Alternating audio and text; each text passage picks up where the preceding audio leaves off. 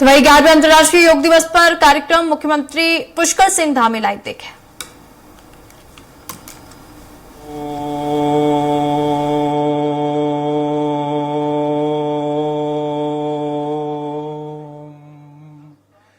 संगच्छध्वम् संवदध्वम् संवो मनांसि जानताम् देवाभागम् यथा पूर्वे संजानाना उपासते।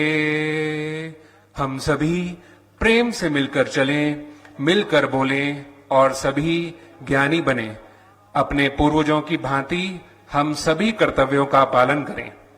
आइए सबसे पहले चालन क्रियाओं का अभ्यास करेंगे। इनमें प्रथम है ग्रीवा चालन। पैरों में 2 से 3 इंच का अंतर रखते हुए खड़े हो जाएं। हाथों को शरीर के बगल में सीधा रखें। ये अभ्यास समस्थिति है। इसे ताड़ासन भी कहते हैं। अभ्यास के समय हथेलियों को कमर पर रखें। श्वास को बाहर निकालते हुए सिर को धीरे धीरे आगे की ओर झुकाएं और ठुड्डी को वक्ष पर स्पर्श कराने की कोशिश करें। अब श्वास लेते हुए सिर को जितना पीछे ले जा सकते हो पीछे ले जाएं। सामान्य स्थिति में लौट आएं।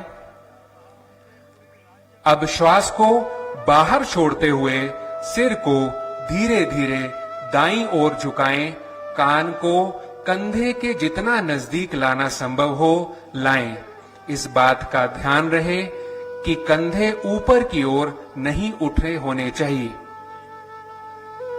अब श्वास को अंदर ग्रहण करते हुए सिर को सामान्य स्थिति में लाएं।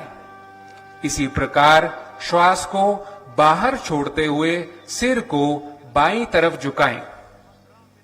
अब श्वास को अंदर ग्रहण करते हुए सिर को सामान्य स्थिति में लाएं। अब सिर को सीधा रखें और श्वास को बाहर छोड़ते हुए सिर को आराम से दाईं ओर घुमाएं, जिससे ठुड्डी और कंधे एक सीध में हो जाएं। अब श्वास को अंदर लेते हुए सिर को सामान्य स्थिति में लाएं।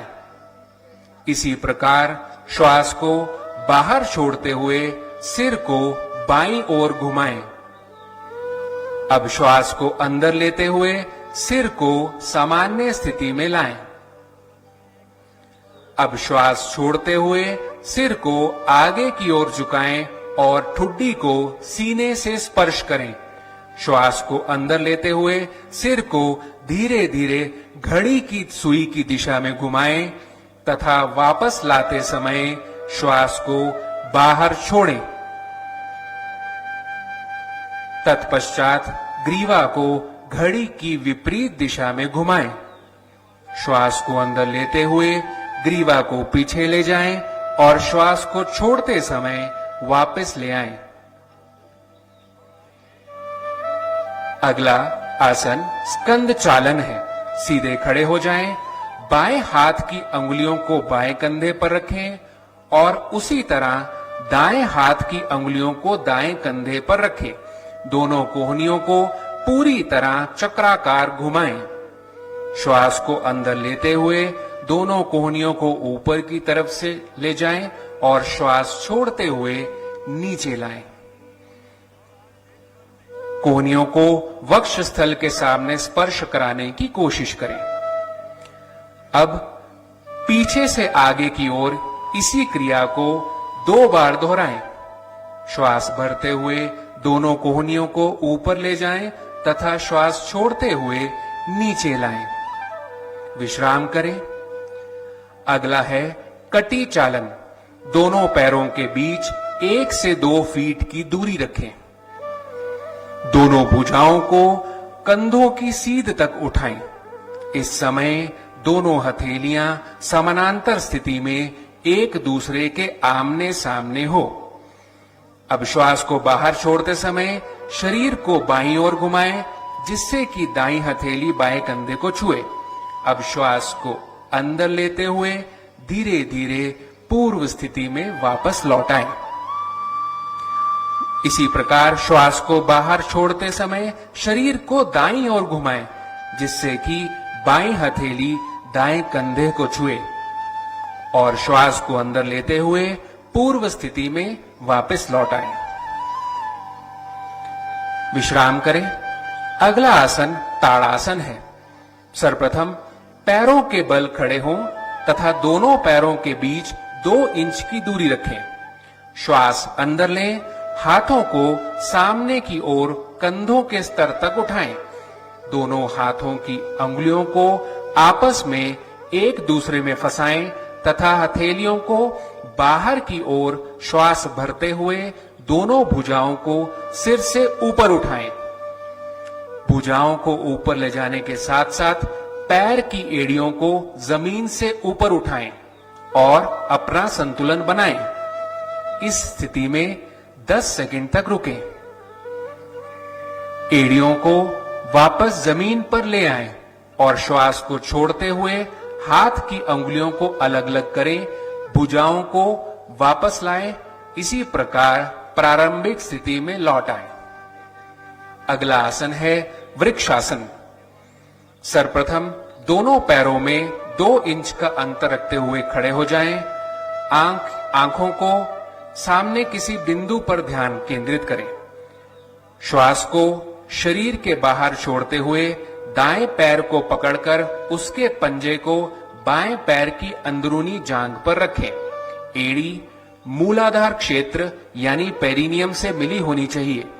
श्वास को शरीर के अंदर लेते हुए दोनों हाथों को ऊपर की ओर ले जाकर दोनों हथेलियों को नमस्कार मुद्रा में जोड़ें। इस स्थिति में 10 सेकंड तक बने रहें और सामान्य रूप से श्वास लेते रहें। अब श्वास को शरीर के बाहर छोड़ते हुए हाथों को नीचे लाएं और पैरों को पूर्व अवस्था में वापस लेकर आएं। अगला आसन पाद हस्तासन है। इसका अभ्यास करते समय सर्वप्रथम दोनों पैरों में 2 इंच का अंतर रखते हुए खड़े हो जाएं। धीरे धीरे श्वास को शरीर के अंदर खींचते हुए हाथों को ऊपर की ओर ले जाएं। कटी भाग से शरीर को ऊपर की ओर ले जाएं और श्वास छोड़ते हुए आगे की ओर झुकें जब तक हथेलियां जमीन को स्पर्श ना करें। कमर को खींचते हुए जितना संभव हो सीधा रखने का प्रयास करें। इस स्थिति में 10 सेकंड तक रुकें। यह आसन का अभ्यास अपनी क्षमता के अनुसार ही करें। अब श्वास को शरीर के बाहर छोड़ते हुए धीरे धीरे विपरीत क्रम से प्रारंभिक अवस्था में वापस आ जाएं और विश्राम करें। अगला आसन त्रिकोण आसन है। इसके अभ्यास के समय दोनों पैरों को 3 फुट तक फैलाकर आराम से खड़े हो जाएं। दोनों हाथों को बगल से कंधे के स्तर तक धीरे धीरे उठाएं। दाएं पैर के पंजे को दाएं तरफ मोड़ें। श्वास को शरीर के बाहर छोड़ते हुए धीरे धीरे दाईं तरफ झुकना है। झुकने के बाद दाएं हाथ की अंगुलियों को पीछे की ओर रखना है। बाएं हाथ को सीधे ऊपर की ओर रखते हुए दाएं हाथ की सीध में लाना है। अब सिर को घुमाते हुए बाएं हाथ के बीच वाली अंगुलियों को देखें। सामान्य श्वास लेते हुए इस आसन में 10 सेकंड तक रुकें और श्वास को शरीर के अंदर लेते हुए प्रारंभिक अवस्था में धीरे धीरे वापस लौटाएं। अब इस आसन को दूसरी ओर से भी करना है।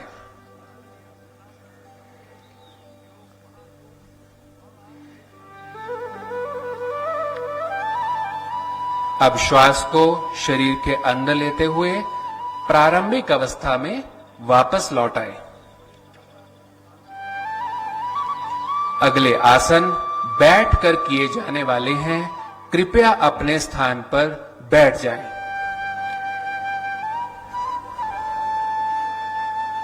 इनमें प्रथम है भद्रासन।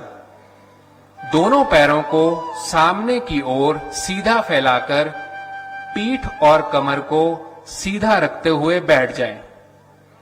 दोनों हाथों को नितंब के पास रखें, हथेलियां जमीन पर होनी चाहिए। ये स्थिति दंड आसन है। अब दोनों पैरों के तलवों को पास पास ले आएं और श्वास बाहर छोड़ते हुए पैरों की अंगुलियों को हाथों से पकड़कर ढक दें और श्वास भरते हुए एड़ियों को मूलाधार क्षेत्र के जितने नजदीक हो सके ले आएं। इस अवस्था में 10 सेकंड तक रुकें और सामान्य रूप से श्वास लेते रहें। विश्राम करें। अगला आसन है वज्र आसन। दोनों पैरों को फैलाकर बैठ जाइए। हाथ आपके शरीर के बगल में हो और आपकी हथेलियां जमीन पर हो। अंगुलियां सामने की दिशा की ओर इशारा करती हों। दाहिने पैर को घुटने से मोड़ लें। पंजों को नितंब के नीचे दबाकर बैठ जाएं। इसी तरह बाएं पैर को भी घुटने से मोड़ते हुए ऐसे बैठें कि पंजे बाएं नितंब के नीचे हों। पैर का अंगूठा मिला रहेगा, एड़ी फैली रहेगी। नितंब एड़ियों के ऊपर होने चाहिए। बाएं हाथ को क्रमशः बाएं और दाएं हाथ को दाहिने घुटने पर रखें। ये स्थिति वज्र आसन है। अगला आसन शशांक आसन है। वज्रासन में बैठे रहें। दोनों पैरों के घुटनों को एक दूसरे से दूर फैलाएं। इस प्रकार बैठें कि पैरों के अंगूठे एक दूसरे से मिले हों। श्वास लेते हुए दोनों हथेलियों को घुटनों के बीच जमीन पर रखें और श्वास छोड़ते हुए आगे की ओर झुकें और ठुड्डी को जमीन पर रखें। दोनों भुजाओं को समानांतर रखें, सामने की ओर देखें और हिमालय की गोद में स्थित भराड़ीसेन का एक क्षेत्र हमारी ग्रीष्मकालीन राजधानी होने के साथ साथ हमारी समृद्ध सांस्कृतिक विरासत और अद्भुत प्राकृतिक सौंदर्य का एक प्रमुख केंद्र है। मुझे पूरा विश्वास है कि आज यहाँ की शांत वादियों में 8 मित्र राष्ट्रों के प्रतिनिधियों के साथ किया गया सामूहिक योगाभ्यास देवभूमि उत्तराखंड को योग और अध्यात्म की वैश्विक राजधानी बनाने के हमारे विकल्प रहित संकल्प को साकार करने की दिशा में एक बहुत महत्वपूर्ण कदम साबित होगा। भाइयों बहनों, हमारी प्राचीन भारतीय ऋषि परंपरा में योग को केवल शारीरिक साधना ही नहीं बल्कि मन, आत्मा और शरीर के बीच पूर्ण सामंजस्य स्थापित करने वाला एक आध्यात्मिक विज्ञान माना गया है। योग न केवल हमारे शरीर को स्वस्थ रखता है बल्कि मानव जीवन की आंतरिक शांति, मानसिक संतुलन और आध्यात्मिक स्थिरता प्रदान करता है। आज जब दुनिया तनाव और जीवन शैली जनित अनेक रोगों से जूझ रही है, जिसमें हार्ट डिजीज है, ब्लड प्रेशर है, डायबिटीज है, ऐसे समय में योग एक नेचुरल हीलिंग सिस्टम के रूप में हमें आत्मिक शांति का अनुभव कराता है। योग के विभिन्न आसनों और प्राणायामों की विधियों के माध्यम से हम अपने शरीर और मन को तनाव मुक्त कर सकते हैं। यही नहीं, इसके माध्यम से हमारी जो रेजिस्टेंस पावर, रोग प्रतिरोधक क्षमता मजबूत होती है, बल्कि मन की जो एकाग्रता है बढ़ाने के साथ साथ जीवन में सकारात्मकता का भी संचार होता है। आज पूरा विश्व योग को न केवल स्वास्थ्य साधना के रूप में बल्कि जीवन दर्शन के रूप में भी अपना रहा है। योग ने पूरे विश्व में जाति, भाषा, धर्म और भूगोल की सीमाओं को पार करके मानव समाज को जोड़ने का काम किया है और भारतीय सनातन संस्कृति के मूल तत्वों में वसुधैव कुटुंबकम और सर्वे भवन्तु सुखिना सर्वे सन्तु निरामया के संदेश को संपूर्ण विश्व में फैलाने का कार्य किया है। आज योग वैश्विक एकता, समरसता और बंधुत्व का सेतु बनकर समस्त विश्व को एक सूत्र में पिरोने का काम कर रहा है। योग के इसी महत्व को ध्यान में रखते हुए आदरणीय प्रधानमंत्री श्री नरेंद्र मोदी जी ने 21 जून 2014 को अंतर्राष्ट्रीय योग दिवस के रूप में मनाने का ये विचार संयुक्त राष्ट्र महासभा में प्रस्तुत किया था। ये हम सब लोगों के लिए बहुत गर्व का विषय है कि उन्होंने उनके इस प्रस्ताव को विश्व के 177 से भी अधिक देशों का ऐतिहासिक समर्थन प्राप्त हुआ और 2015 से प्रत्येक वर्ष 21 जून को पूरी दुनिया में अंतर्राष्ट्रीय योग दिवस मनाया जाता है। मैं इस अवसर पर भारत के यशस्वी प्रधानमंत्री श्री नरेंद्र मोदी जी का हार्दिक आभार व्यक्त करता हूं, जिनकी दूरदर्शी सोच और प्रेरणादायक नेतृत्व ने योग को ग्लोबल कनेक्टिविटी और मानवता की सेहत का मंत्र बनाकर विश्व पटल पर एक नई पहचान दिलाई है। भाइयों बहनों, हमारा उत्तराखंड केवल देवभूमि नहीं है, बल्कि योग और अध्यात्म की भूमि भी है। इस पुण्य धरा को सदियों से ऋषियों, मुनियों और साधकों ने अपने तप, साधना और योग के माध्यम से अवलोकित किया है।